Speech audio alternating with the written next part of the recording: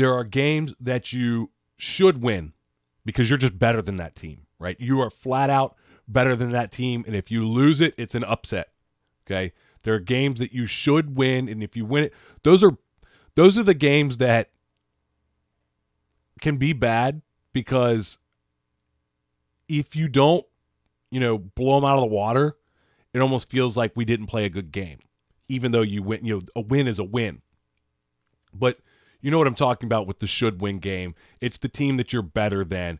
Clearly, talent-wise, coaching-wise, every aspect of the game, you are better than they are.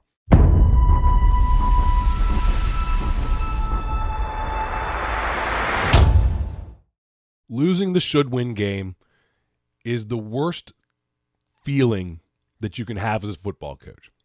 Because when you go out on a field knowing that you should win this game, that you are better than this team, and then you go out there and nothing goes right, the other team is just on, and this is what has to happen in a should-win game for you to lose it. You've got to do everything wrong, and they've got to do everything right. And when that all comes together, you lose the game.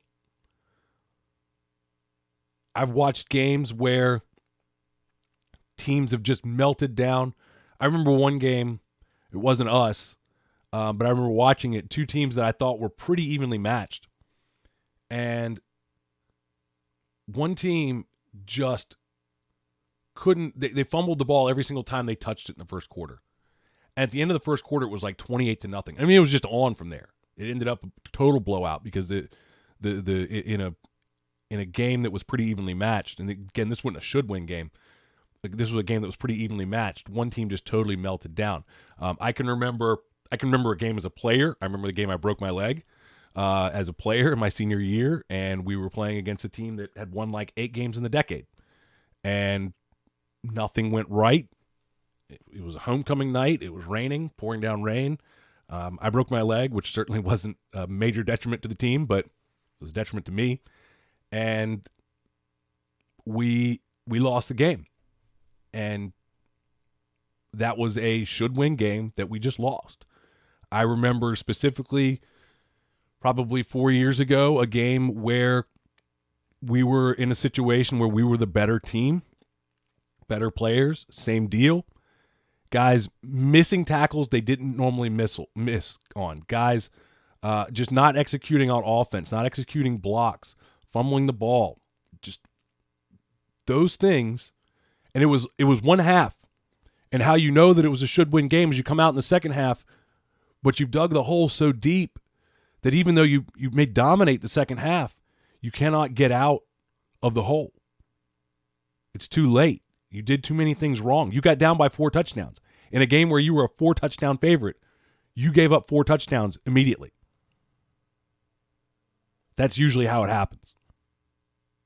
That's usually what goes wrong in these games. It's an upset, and something went wrong. But the fact is, it's usually going to involve your culture, the mindset of your players, the motivation of your players,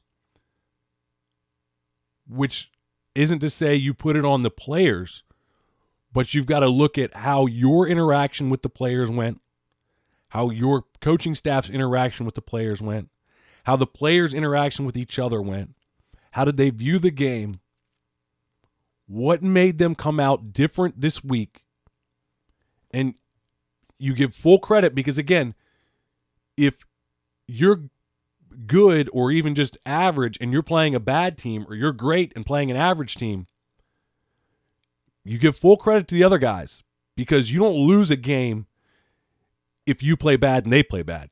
Right now we're just back on our level. You lose a game when you play bad and they play great in a should-win game. And so you give full credit to that other team. But you don't get to look at that game and think about what went wrong schematically. If it's a should-win game,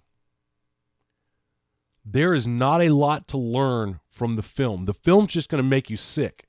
And this is one of the things that I think we need to look at. Because remember, what we're trying to do is not brood and pout and be miserable all weekend.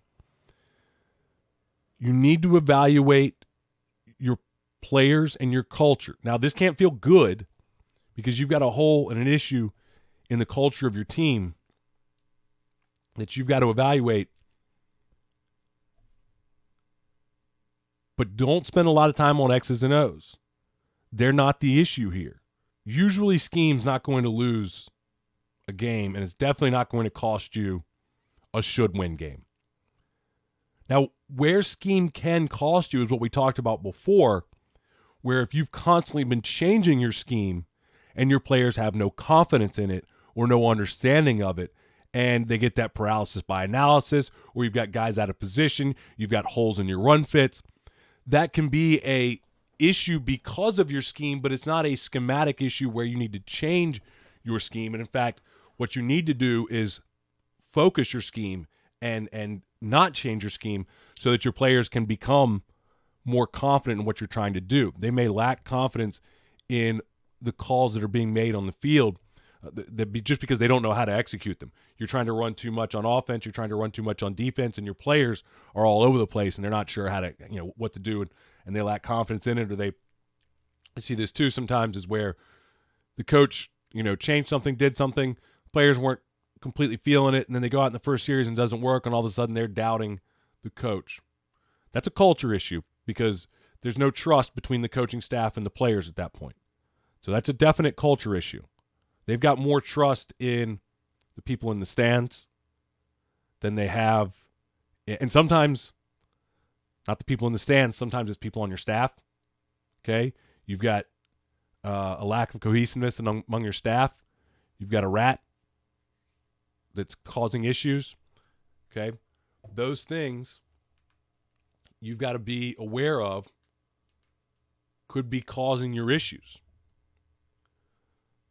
So what we've got to know is somewhere in here we lost confidence or we were overconfident. Confidence is great. Arrogance is not. Because you think you don't have to work hard. You think you're just going to come out and they're going to hand it to you. That happens a lot and should win games. You may have an issue with culture. You may have an issue with infighting in your team. Those are things that can lose you a should-win game. So when you lose a game like this, you've got to evaluate that. You've got to evaluate the internals of your team, not the scheme. So don't waste a ton of time on film. You're better off talking to your coaching staff, talking to your leaders, having a little reflection yourself, and then move on with a relatively simple plan to fix it. Don't move on with a plan to do 10,000 different things. That's going to be too much. Just what are a couple things that we can do to make this better so that it doesn't happen next time, so that we can start to improve? So you're going to want to get more input off the field than on the field. It's not changing the scheme at this point is the biggest mistake that you can make.